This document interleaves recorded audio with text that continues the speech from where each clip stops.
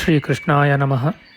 ವಸುದೇವಸುತಂ ದೇವಂ ಕಂಸಚಾಣೂರಮರ್ದನಂ ದೇವಕೀ ಪರಮಾನಂದಂ ಕೃಷ್ಣಂ ವಂದೇ ಜಗದ್ಗುರುಂ.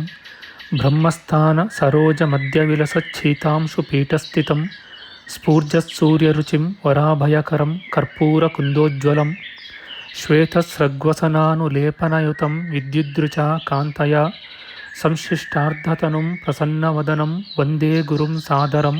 ಶ್ರೀಗುರುಭ್ಯೋ ನಮಃ. ಲಂಬೋದರಂ ಪರಮಸುಂದರಮೇಕದಂತಂ ರಕ್ತಾಂಬರಂ ತ್ರಿನಯನಂ ಪರಮಂ ಪವಿತ್ರಂ ಉದ್ಯದ್ದಿವಾಕರಕರೋಜ್ವಲಕಾಯಕಾಂತಂ ವಿಘ್ನೇಶ್ವರಂ ಸಕಲವಿಘ್ನಹರಂ ನಮಾಮಿ. ತ್ವಾಂ ದೇವ ವಿಘ್ನಧಲನೇತಿ ಚ ಸುಂದರೇತಿ ಭಕ್ತಿಪ್ರಿಯೇತಿ ಸುಖದೇತಿ ಫಲಪ್ರದೇತಿ ವಿದ್ಯಾಪ್ರದೇತ್ಯಗಹರೇತಿ ಚ ಯೇ ಸ್ತುವಂತಿ ತೇಭ್ಯೋ ಗಣೇಶವರದೋ ಭವನಿತ್ಯಮೇವ. ಶ್ರೀಮಹಾಗಣಪತಯೇ ನಮಃ. ಯಾ ಕುಂದೇಂದು ತುಷಾರಹಾರಧವಳ ಯಾ ಶುಭ್ರವಸ್ತ್ರಾವೃತ ಯಾ ವೀಣಾ ವರದಂಡಮಂಡಿತಕರ ಯಾ ಶ್ವೇತಪದ್ಮಾಸನ ಯಾ ಬ್ರಹ್ಮಾಚ್ಯುತಶಂಕರಪ್ರಭೃತಿಭಿಃ ದೇವೈಃ ಸದಾ ವಂದಿತಾ ಸಾ ಮಾಂ ಪಾತು ಸರಸ್ವತೀ ಭಗವತಿ ನಿಶ್ಶೇಷಜಾಡ್ಯಾಪಃ. ಶ್ರೀ ಸರಸ್ವತ್ಯೇ ನಮಃ. ವೇದಾರ್ಥತತ್ವವಿಶದೀಕರಣೇನ ಪುಂಸಾಂ ಉಚ್ಚೈರ್ಗತಿಂ ಜಗತಿ ಯೋ ದಯಯಾ ವಿಧಾತುಂ ರಮ್ಯಾಂ ಪುರಾಣಪದವೀಂ ಪ್ರಣಿನಾಯ ತಸ್ಮೈ ಲೋಕೇಶವೈಭವಪುಷೇ ಋಷಯೇ ನಮಸ್ತಾತ್. ತಸ್ಮೈ ವ್ಯಾಸಾಯ ಮುನಯೇ ಸರ್ವಜ್ಞಾಯ ಮಹರ್ಷಯೇ ಪಾರಾಶರ್ಯಾಯ ಶಾಂತಾಯ ನಮೋ ನಾರಾಯಣಾತ್ಮನೇ. ಶ್ರೀವ್ಯಾಸಾಯ ನಮಃ. ನಾರಾಯಣಂ ನಮಸ್ಕೃತ್ಯ ನರಂ ಚೈವ ನರೋತ್ತಮಂ ದೇವೀಂ ಸರಸ್ವತೀಂ ವ್ಯಾಸಂ ತತೋ ಜಯಮುದೀರಯೇತ್. ಕನಕರುಚಿದುಕೂಲಃ ಕುಂಡಲೋಲ್ಲಾಸಿಗಲ್ಲಃ ಶಮಿತಭುವನಭಾರಃ ಕೋಪಿ ಲೀಲಾವತಾರಃ ತ್ರಿಭುವನಸುಖಕಾರಿ ಶೇಷಶಾಯೀ ಮುಕುಂದೋ ಪರಿಕಲಿತರಮಾಂಗೋ ಮಂಗಲಂ ನಸ್ತನೋತು. ನಮಾಮಿ ಗೋವಿಂದಪದಾರವಿಂದಂ ಸದೇಂದಿರಾನಂದನಮುತ್ತಮಾಡ್ಯಂ ಜಗಜ್ಜನಾನಾಂ ಹೃದಿ ಸನ್ನಿವಿಷ್ಟಂ ಮಹಾಜನೈಕಾಯನಮುತ್ತಮೋತ್ತಮಂ. ನಮಸ್ತೆ ಚಕ್ರಹಸ್ತಾಯ ಶಾಂಗಹಸ್ತಾಯ ತೇ ನಮಃ. ನಂದಹಸ್ತಾಯ ತೇ ವಿಷ್ಣೋ ಶಂಖಹಸ್ತಾಯ ತೇ ನಮಃ. ಓಂ ನಮೋ ವಾಸುದೇವಾಯ ನಮಃ ಸಂಕರ್ಷಣಾಯ ಚ ಪ್ರದ್ಯುಮ್ನಾಯ ನಮಸ್ತುಭ್ಯಂ ಅನಿರುದ್ಧಾಯ ತೇ ನಮಃ. ದಂಷ್ಟ್ರಾಗ್ರೇಣೋ ಧೃತಾ ಗೌರು ದಧಿಪರಿವೃತಾ ಪರ್ವತೈರ್ನಿಮ್ನಗಾಭಿಃ ಸಾಕಂ ಮೃತ್ಪಿಂಡವದ್ಬೃಹದುರ್ವಪುಷಾನಂತರೂಪೇಣ ಯೇನ ಸೋಯಂ ಕಂಸಾಸುರಾರಿರ್ಮುರನರಕದಶಾಸ್ಯಾಂತಕೃತ್ಸರ್ವಸಂಸ್ಥಃ ಕೃಷ್ಣೋ ವಿಷ್ಣುಃಸುರೇಶೋ ನುದತು ಮಮ ರಿಪೂನ್ ಆದಿದೇವೋ ವರಾಹಃ. ನಮಸ್ತಸ್ಮೈ ವರಾಹಾಯ ಲೀಲಯೋದ್ಧರತೆ ಮಹೀಂ ಖುರಮಧ್ಯಗತೋ ಯಸ್ಯ ಮೇರುಖಣಖಣಾಯತೆ. ಶ್ರೀ ವರಾಹಮೂರ್ತಯೇ ನಮಃ. ಪ್ರಿಯ ಬಾಂಧವರೇ, ನಮ್ಮ ಈ ಶ್ರೀ ಲಾಲೀಕೃಷ್ಣ ಚಾನಲ್ಗೆ ಸ್ವಾಗತ. ಇಂದಿನ ವಿಡಿಯೋದಲ್ಲಿ ನಾವು ಶ್ರೀ ವರಾಹ ಮಹಾಪುರಾಣದ 187ನೆಯ ಅಧ್ಯಾಯದ ಮಧ್ಯಭಾಗದ ವಿಚಾರ ಮಾಡೋಣ. ಈ ಅಧ್ಯಾಯದಲ್ಲಿ ಪಿತೃಯಜ್ಞ, ಶ್ರಾದ್ದೋತ್ಪತ್ತಿ, ತ್ರಿಮೂರ್ತಿಗಳ ಉದಯ, ಚಾತುರ್ವರ್ಣ್ಯ ಸೃಷ್ಟಿ, ನಿಮಿಯು ಮಗನಿಗೆ ಶ್ರಾದ್ದವನ್ನು ಮಾಡಿದುದು, ಮನುಷ್ಯರ ಮರಣಕಾಲದಲ್ಲೂ ಆಮೇಲೂ ಮಾಡಬೇಕಾದ ಕಾರ್ಯಗಳ ವಿಚಾರ ಮಾಡೋಣ. ಶ್ರೀಕೃಷ್ಣಾಯ ನಮಃ. ಶ್ರೀ ವರಾಹಮೂರ್ತಿಯು ಹೇಳುತ್ತಾನೆ, ಮಾಧವಿ, ನಿಮಿಯು ದುಃಖಿಸಿ ಬಳಿಕ 3 ರಾತ್ರಿಗಳಲ್ಲಿ ಮನಸ್ಸಿಗೆ ತೋರಿದ ವಿಧಿವತ್ತಾದ ಒಂದು ಸಂಕಲ್ಪವನ್ನು ಪಡೆದನು. ನಿಮಿಯ ವಿಶಾಲವಾಗಿ ಗಮನಿಸುವ ಬುದ್ಧಿಯು ವಿಶುದ್ಧನಾದ ಅವನಿಗೆ ಮಾಘ ಮಾಸದ ದ್ವಾದಶಿಯನ್ನು ಮನಸ್ಸಿಗೆ ತಂದಿತು. ಆ ನಿಮಿಯು ಸಮಾಧಾನದಿಂದ ಶ್ರಾದ್ದ ಕಲ್ಪವನ್ನು ಯೋಚಿಸಿದನು. ಯಾವ ಗೆಣಸುಗಳು, ಹಣ್ಣು ಕಾಯಿಗಳು, ಭಕ್ಷ್ಯಗಳು, ಹೊಸದಾದ ರಸದ್ರವ್ಯಗಳು ಶ್ರೀಮಂತನಿಗೆ ಭೋಜ್ಯಗಳಾಗಿಯೂ ಇಷ್ಟವಾದವುಗಳಾಗಿಯೂ ಇದ್ದವೋ ಅವೆಲ್ಲವನ್ನೂ ಸಿದ್ಧಪಡಿಸಲು ಹೇಳಿದನು. ಮೊದಲು ಬ್ರಾಹ್ಮಣರಿಗೆ ಹೇಳಿ ಕರೆಯಿಸಿ ಶುಚಿಯಾಗಿ ಸಮಾಧಾನದಿಂದ ಋಷಿವರ್ಯನಾದ ಆ ನಿಮಿಯು ಉತ್ತರ ಕ್ರಿಯೆಯನ್ನು ಶ್ರಾದ್ದವನ್ನೆಲ್ಲ ಅಪ್ರದಕ್ಷಿಣವಾಗಿ ಮಾಡಿದನು. ಸುಂದರಿ ಶ್ರಾದ್ದದಲ್ಲಿ ಒಟ್ಟಿಗೆ 7 ಜನ ಬ್ರಾಹ್ಮಣರನ್ನು ಕುಳ್ಳಿರಿಸಿದನು. ಅವರಿಗೆ ಮಾಷ ಶಾಖ ಮೂಲ ಫಲಗಳನ್ನು ಕೊಟ್ಟು ಅವರೇಳು ಜನರನ್ನೂ ಪೂಜಿಸಿ ದಕ್ಷಿಣಾಗ್ರವಾಗಿ ದರ್ಬೆಗಳನ್ನು ಹಾಸಿ ನಾಮ ಗೋತ್ರಗಳನ್ನು ಹೇಳಿ ಆತ್ರೇಯನಿಗೆ ಪಿಂಡವನ್ನು ಹಾಕಿದನು. ಮುನಿವರ್ಯನಾದ ಆ ನಿಮಿಯು ಧರ್ಮೋದ್ದೇಶ ಉಳ್ಳವನಾಗಿ ಆ ಶ್ರಾದ್ದವನ್ನು ಮಾಡಿ ಹಗಲು ಕಳೆದು ಸೂರ್ಯನು ಅಸ್ತನಾಗಲು ಭಾವ ಸಾಧ್ಯವೂ ದಿವ್ಯವೂ ಆದ ಉತ್ತಮ ಬ್ರಹ್ಮಕರ್ಮವನ್ನು ಎಂದರೆ ಸಂಧ್ಯಾವಂದನೆಯನ್ನು ಮಾಡಿದನು. ಏಕಾಂಗಿಯು ಮನೋದೇಹೇಂದ್ರಿಯಗಳನ್ನು ಸ್ವಾಧೀನಪಡಿಸಿಕೊಂಡವನು, ನಿರಾಶನು, ಅಪೇಕ್ಷಿಸಿ ಯಾವುದನ್ನು ಸ್ವೀಕರಿಸದವನು, ಜಿತೇಂದ್ರಿಯನೂ ಆಗಿ ಶುದ್ಧವಾದ ಸ್ಥಳದಲ್ಲಿ ತನಗೆ ಬಹಳ ಎತ್ತರವಾಗಿಯಾಗಲಿ ಕುಳ್ಳಾಗಿಯಾಗಲಿ ಇಲ್ಲದ ವಸ್ತ್ರ ಕೃಷ್ಣಾಜಿನ ದರ್ಬೆಗಳನ್ನು ಹಾಸಿದ ಸ್ಥಿರವಾದ ಪೀಠವನ್ನು ಇಡಿಸಿ ಅದರಲ್ಲಿ ಏಕಾಗ್ರ ಮನದಿಂದ ಕುಳಿತು ಬಂಧ ನಿವೃತ್ತಿಗಾಗಿ ಅಂದರೆ ಆತ್ಮವಿಶುದ್ಧಿಗಾಗಿ ಯೋಗವನ್ನು ಆಚರಿಸಬೇಕು.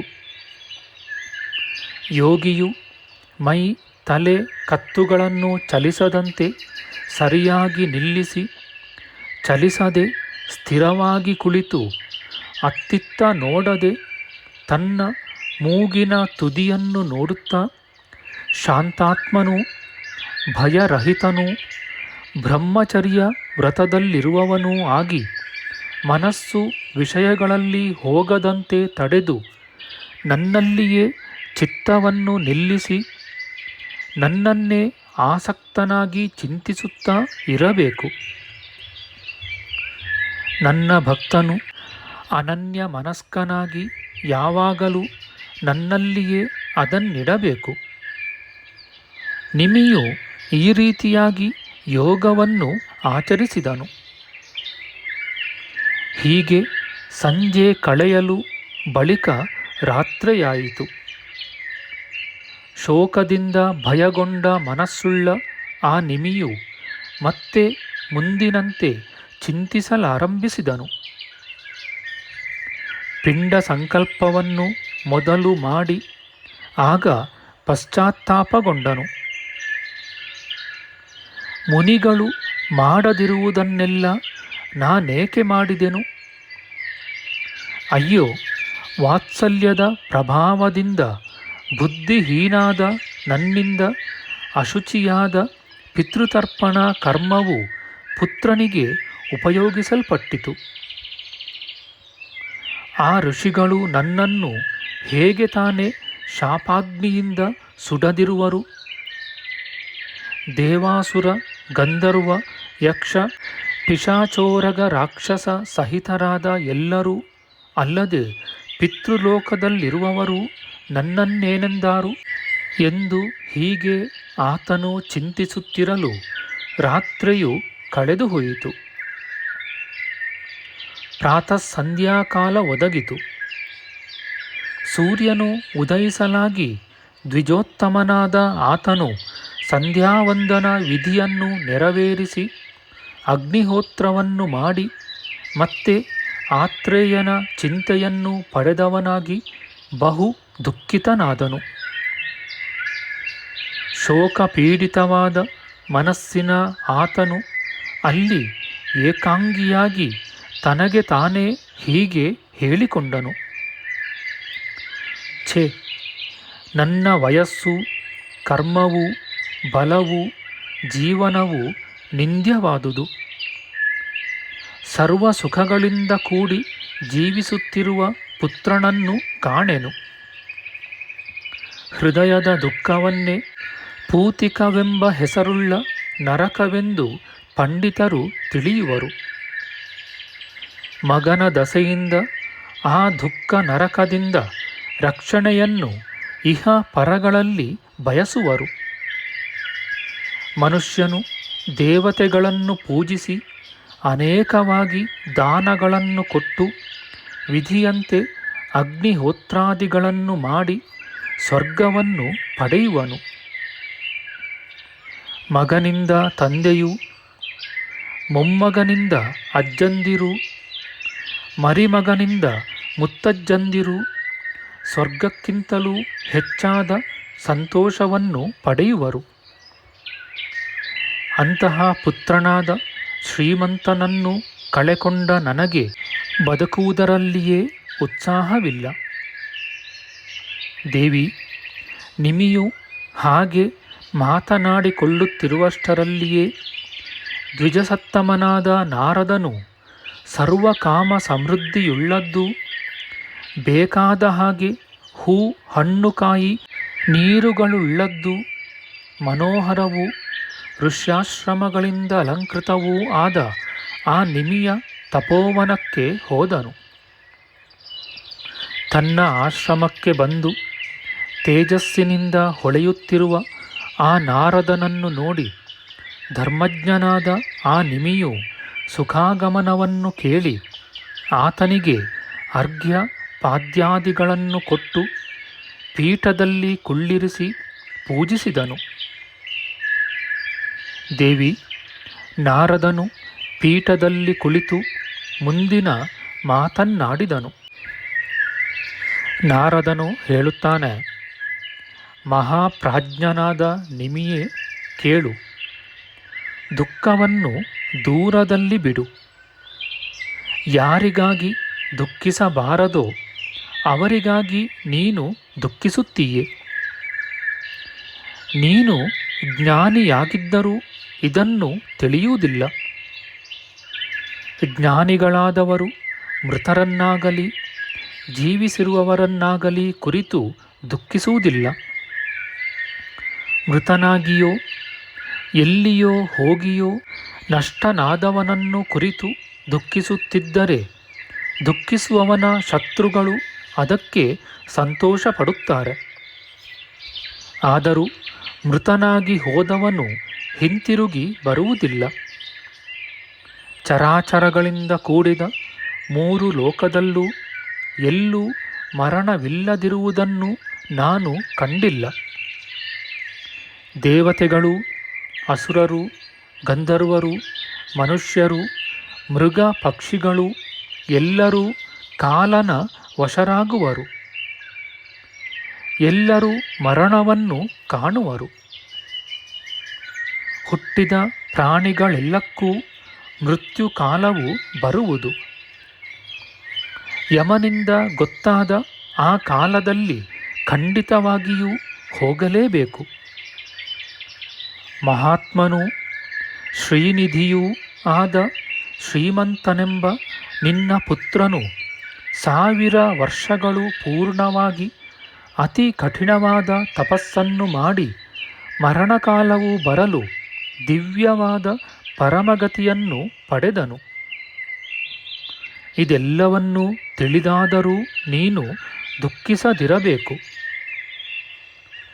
ನಾರದನು ಹೀಗೆ ಹೇಳಿದುದನ್ನು ಕೇಳಿ ಬ್ರಾಹ್ಮಣೋತ್ತಮನಾದ ಆ ನಿಮಿಯು ನಾರದನ ಪಾದಗಳಿಗೆ ತಲೆಬಾಗಿ ವಂದಿಸಿ ಖೇದಗೊಂಡ ಮನಸ್ಸುಳ್ಳವನೂ ಭೀತನೂ ಕರುಣೆಯೂ ಲಜ್ಜೆಯೂ ಉಳ್ಳವನೂ ಆಗಿ ಮತ್ತೆ ಮತ್ತೆ ನಿಟ್ಟುಸಿರನ್ನು ಬಿಡುತ್ತಾ ಗದ್ಗದ ಧ್ವನಿಯಿಂದ ಮುಂದಿನ ಮಾತನಾಡಿದನು.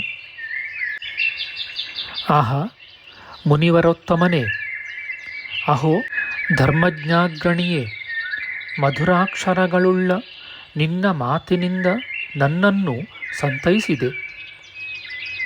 ಪ್ರೀತಿಯಿಂದಾಗಲಿ ಸ್ನೇಹದಿಂದಲಾಗಲಿ ನಾನು ಹೇಳುವುದನ್ನು ಕೇಳು. ಪ್ರೀತಿಯನ್ನಿಟ್ಟಿದ್ದ ಪುತ್ರನಿಗೋಸ್ಕರ ನಾನು ಉದ್ದೇಶಿಸಿ ಮಾಡಿದ ಕಾರ್ಯಕ್ಕಾಗಿ ನನ್ನ ಚಿತ್ತದಲ್ಲೂ ಮನದಲ್ಲೂ ಶೋಕವು ಯಾವಾಗಲೂ ಇರುವುದಾಗಿದೆ. 7 ಜನ ಬ್ರಾಹ್ಮಣರನ್ನು ಅನ್ನಾದಿಗಳಿಂದಲೂ ಫಲಗಳಿಂದಲೂ ತೃಪ್ತಿಪಡಿಸಿ ಬಳಿಕ ನೆಲದ ಮೇಲೆ ದರ್ಬೆಯನ್ನು ಹಾಸಿ ಅದರ ಮೇಲೆ ಪಿಂಡವನ್ನು ಹಾಕಿದೆನು. ಜಲಾಂಜಲಿಯನ್ನು ಅಪ್ರದಕ್ಷಿಣವಾಗಿ ಕೊಟ್ಟೆನು. ಬ್ರಾಹ್ಮಣೋತ್ತಮ, ಅನಾರ್ಯರು ಆಶ್ರಯಿಸುವುದಾಗಿಯೂ ಪರಲೋಕ ಗಮನವನ್ನು ತಪ್ಪಿಸುವುದಾಗಿಯೂ ಅಪಯಶಸ್ಸನ್ನು ಉಂಟು ಮಾಡುವುದಾಗಿಯೂ ಇರುವ ಈ ಕಾರ್ಯವನ್ನು ಶೋಕದ ಪ್ರಭಾವದಿಂದ ನಾನು ಮಾಡಿಬಿಟ್ಟೆನು. ಬುದ್ಧಿಯನ್ನು, ಸ್ಮೃತಿಯನ್ನು, ಸತ್ವವನ್ನು ಕಳೆದುಕೊಂಡು ಅಜ್ಞಾನದಿಂದ ವಿಮೋಹಿತನಾದೆನು. ಮೊದಲು ವೇದಗಳಲ್ಲಿ ಹೇಳಿದೆಯೇ ಎಂಬುದನ್ನಾಗಲಿ ಋಷಿಗಳು ಮಾಡಿರುವರೇ ಎಂಬುದನ್ನಾಗಲಿ ಕೇಳಲಿಲ್ಲ. ಅತ್ಯುಗ್ರವಾದ ಋಷಿ ಶಾಪವೆಲ್ಲಿ ಬರುವುದೋ ಎಂದು ಬಹಳವಾಗಿ ಭಯಗೊಂಡಿರುವೆನು. ನಾರದನು ಹೇಳುತ್ತಾನೆ, ದ್ವಿಜೋತ್ತಮನೇ, ಹೆದರಬೇಕಾದುದಿಲ್ಲ. ನಿನ್ನ ತಂದೆಯನ್ನು ಮರೆಹೋಗು. ನೀನು ಮಾಡಿರುವುದರಲ್ಲಿ ಅಧರ್ಮವೇನೂ ನನಗೆ ಕಾಣುವುದಿಲ್ಲ. ಧರ್ಮವೇ ಆಗಿದೆ ಎಂಬುದರಲ್ಲಿ ಸಂಶಯವಿಲ್ಲ.